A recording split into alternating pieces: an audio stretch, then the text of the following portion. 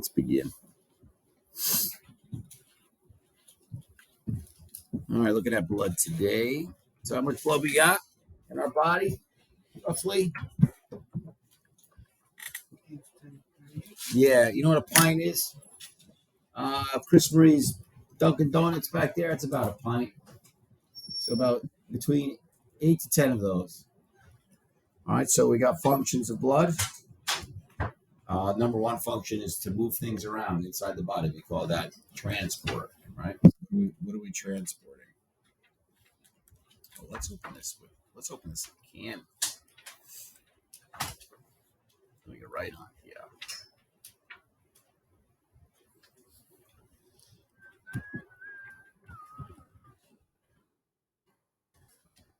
Oh, it says right here. We're moving waste around, we're moving hormones around, we're moving nutrients around, but very importantly, we are also moving oxygen. All right. We also move blood around. It helps the body to maintain pH. Remember, we open and close blood vessels. That helps us to maintain our body temperature. The blood is warm. When we're freezing cold, we want to close off blood vessels, keep that warm blood near the core. But when we're hot, we open up the blood vessels and let that warm blood get close to the surface of the skin so some of that heat can escape. All right. And then, of course, protection. And, of course, we're talking about white blood cells. They protect us against pathogens. What are pathogens? Bacteria, virus, parasites, anything like that. We store water in our blood. About half of the water blood is made up of plasma, which is water, right? So this is a biotic reservoir. Well, this is spelt wrong. Performs hemostasis. Hemostasis. I think it's supposed to say homeostasis, but again, the composition of blood, plasma. About 55% of the blood is plasma. And then we got red blood cells. Red blood cells are also called erythrocytes. That's the same thing. About 41%. So if you add that up, that's 96% is just water and red blood cells. So what's the other small percent? Well, the other small percent is going to be leukocytes, which is the fancy word that we use for white blood cells. And then, of course, platelets, making up a very small percentage. So plasma is mostly water, 92% water, but it's not clear like water. It's a straw-colored substance, all right? And that's because it has different proteins floating in it. And you can see we have several proteins listed here. Albumin is a protein that we've seen before. That was our positive control. Remember when we were doing the nutrient lab? Beginning of the year, testing the foods for the nutrients, we used albumin as our positive control. So that's a protein that we see in our blood.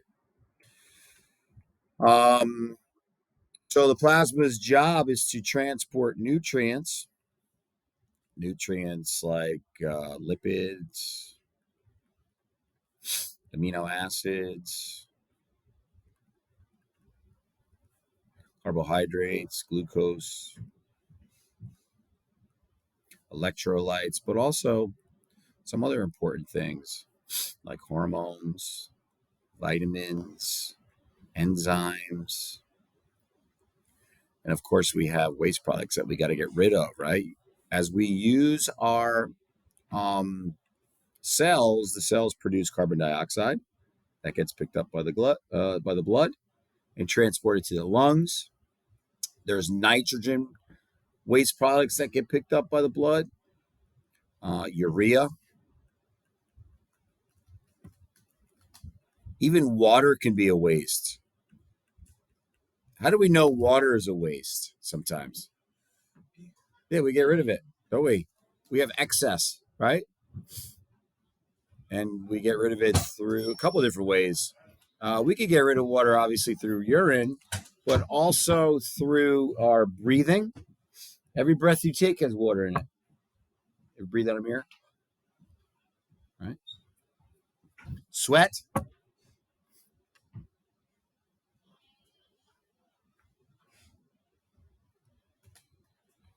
Red blood cells, erythrocytes.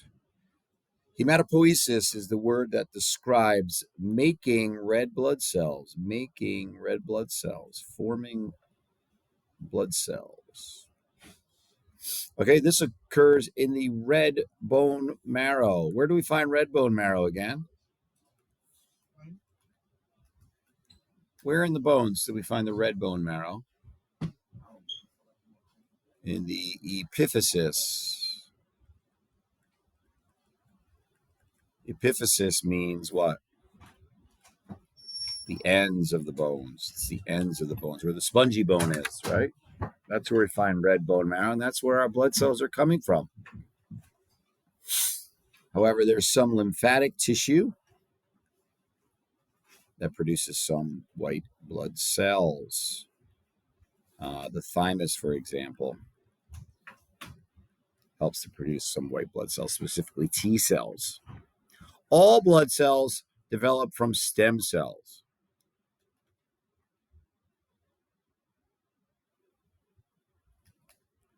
Erythropoiesis is specific to red blood cells. Remember, erythrocytes are red blood cells. Red blood cells live about 120 days. So what's that? 4 months before they're broken down and recycled. There's a hormone that is produced when red blood cell counts are low, and that stimulates the bones to produce more. That hormone is called erythropoietin.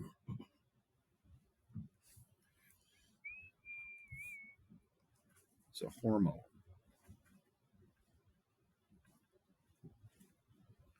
So we're constantly breaking down red blood cells.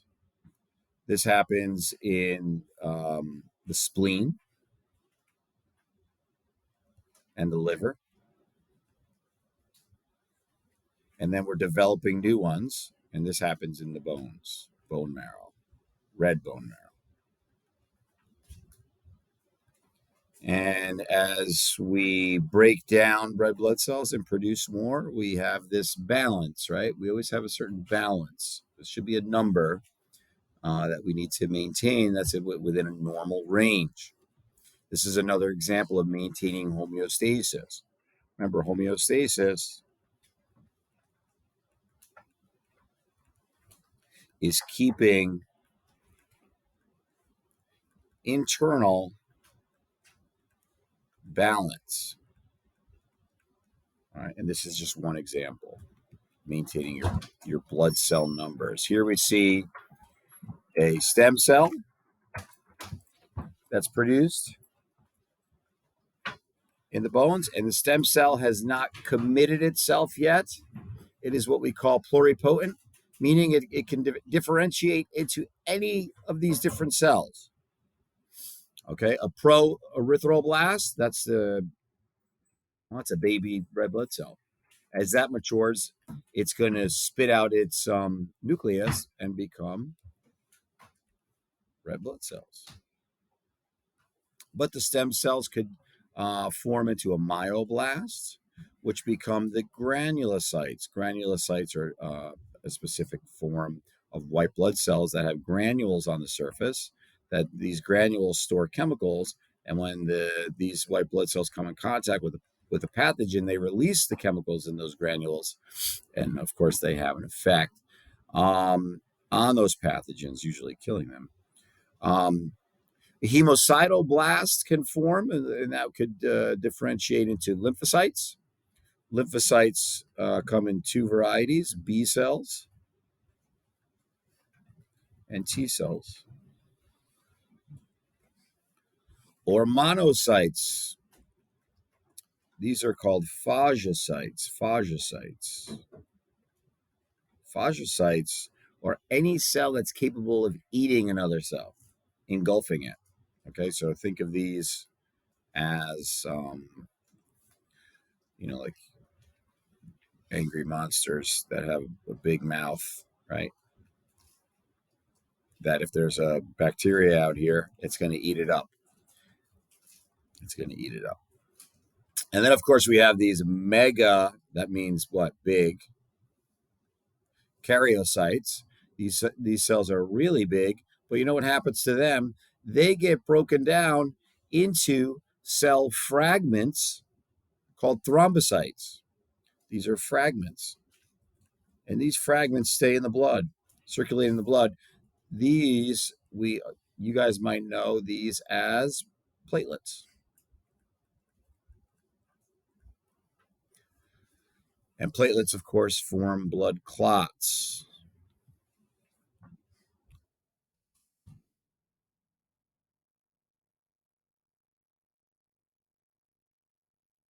You look at the surface of a red blood cell.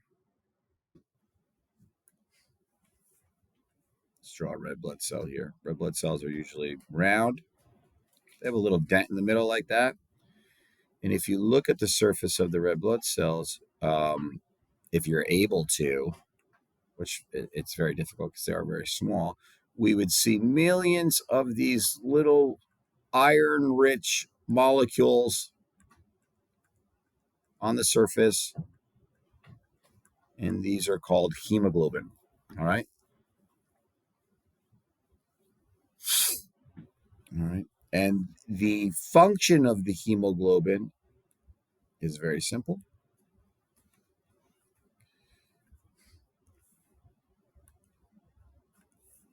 Carry oxygen.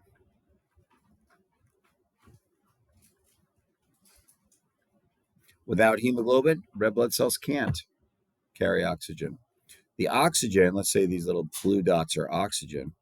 If oxygen comes near a red blood cell, it adheres to these hemoglobin molecules on the surface, and it binds to them.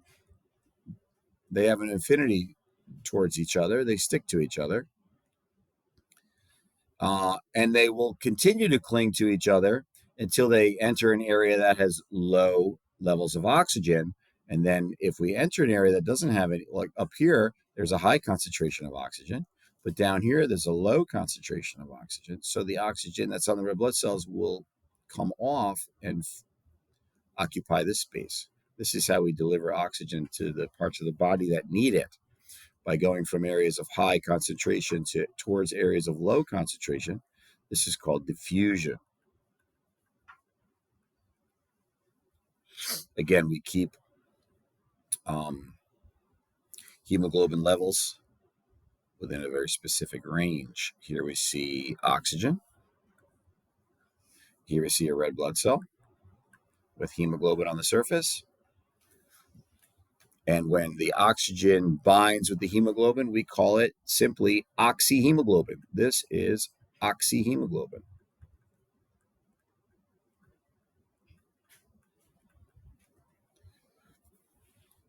Now, hemoglobin also can carry carbon dioxide, but it's not very common that happens. Most of the carbon dioxide is not carried by red blood cells.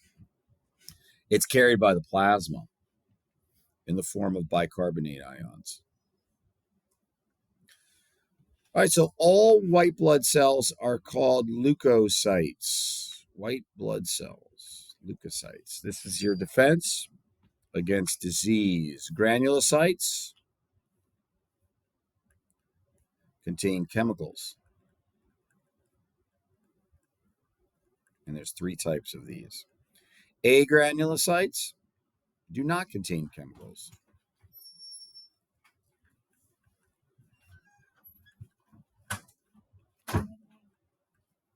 Morning. They have other mechanisms for beating up germs. Either they eat them or they produce antibodies, all right, which cling to them. And then, of course, we got monocytes. Monocytes are a patrolling white blood cell. Phagocyte We also have macrophages. A macrophage is very similar, macrophage, to a monocyte, in the sense that they're both capable of engulfing germs. Okay.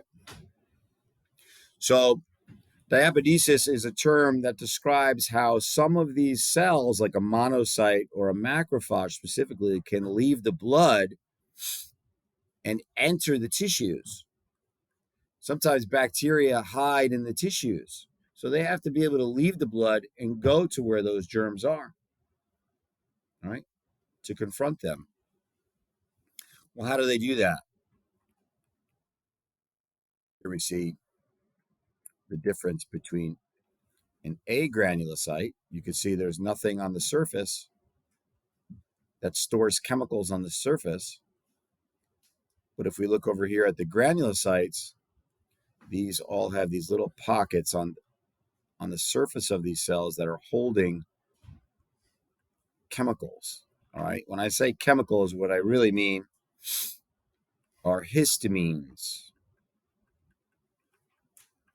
These chemicals cause inflammation.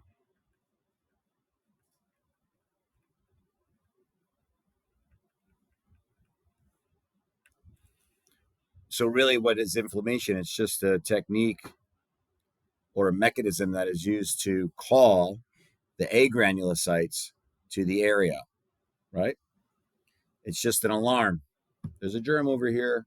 It causes redness, swelling, maybe itchiness, maybe some pain, right? But that's just an alarm.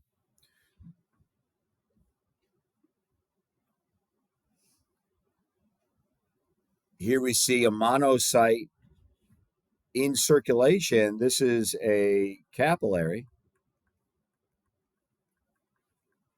Here we see red blood cell doing its thing, right? Red blood cells. But this is a white blood cell. And here, over here, this is the tissues. I spelled that wrong. Tissue. Okay, well, what's going on in the tissues? Well, there's germs. There's bacteria. So the blood is flowing this way. How does the white blood cell stop itself? Well, it has these adhesion proteins on the surface that bind to the capillary wall right here. It's almost like it hits the brakes.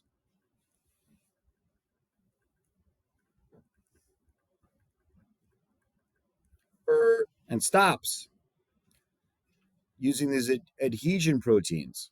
Now it could squeeze through the wall of the capillary because this is only one cell. This is only one cell.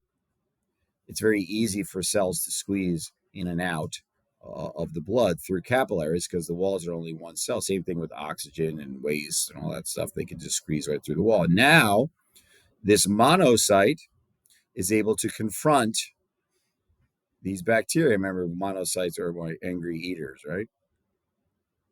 And they will start engulfing them until they're all gone. All right, so we have three types of granulocytes. We got neutrophils, eosinophils, and basophils. All right, but they're all pretty much similar. They're only named differently because of the stain that is used to observe them. Lymphocytes are B cells and T cells. Now, T cells don't have chemicals that are stored on the surface, but they do use chemicals when they confront a germ. These chemicals are coming from within, and these chemicals are not really designed to sound the alarm. They're designed to destroy bacteria, all right, or virus, or cells that are holding virus. A lot of T cells, some of the T cells are called NK T cells. These are called natural killer T cells. They will just destroy anything that they think is a germ by releasing chemicals onto it. B cells have these molecules. These are proteins on the surface. These are called antibodies. Antibodies are the proteins that give us immunity. If we have antibodies against a specific germ, you are immune to that germ because the antibodies cling to it and don't allow that germ to circulate and proliferate or reproduce. Okay, so these are both phagocytes. So these are eaters. What's the difference between a monocyte and a macrophage? Well, they both eat germs when they see them. However, these are short-lived. All right. These are long-lived. They stick around longer. Macrophages are great.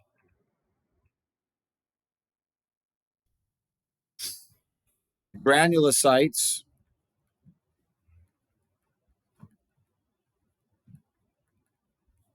produce histamines.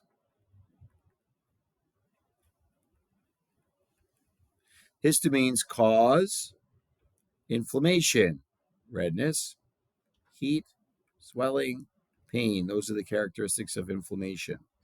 This is called the inflammatory process. If tissue is damaged, inflammation is going to be the result.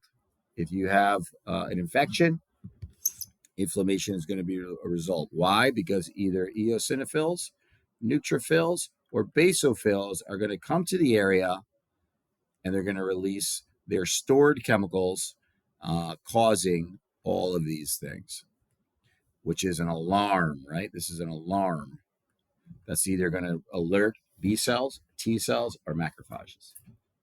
And when they get there, they're going to do their thing. Here we see, let's say you were poked with like a little blade here, and on that blade there's bacteria. All right. Well, that's going to alert some of these granulocytes. These granulocytes are going to detect this, and they're going to release histamines. And that's going to start the inflammatory response. This is going to cause more blood to flow to this area. When more blood increases blood flow, now we have redness. And who's going to come? The phagocytes. The phagocytes are coming they're going to start engulfing or eating these introduced bacteria. We also are going to see swelling. It's going to become warm, and there's going to be some pain involved. And that will continue to happen until those bacteria are removed.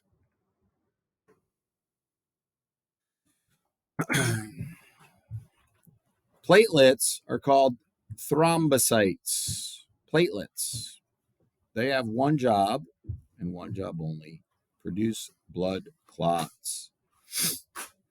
When you cut yourself, like in this picture up here that we just looked at, you will not bleed to death, right? Why will you not bleed to death? You'll be bleeding a little bit, but eventually you will stop. Well, how so? Because we have these clotting factors in our blood called thrombocytes. When your blood vessels are broken, blood comes out, red blood cells come out, plasma comes out. This is called bleeding, right? But we have these little fragments of cells, much larger cells. Remember, they used to be called megakaryocytes. Now they're called thrombocytes. And these thrombocytes will detect this and start to produce these fibers. As fibers are coming out of these blood fragments, they start to cling to anything that's passing by. And what this does is it creates a dam.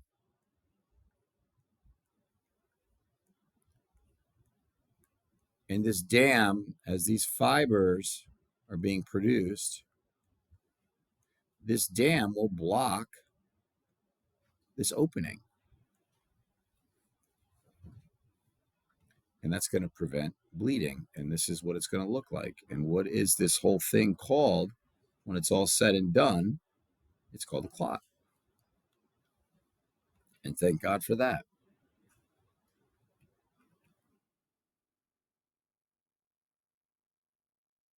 Blood types, we will continue with our next part. All right.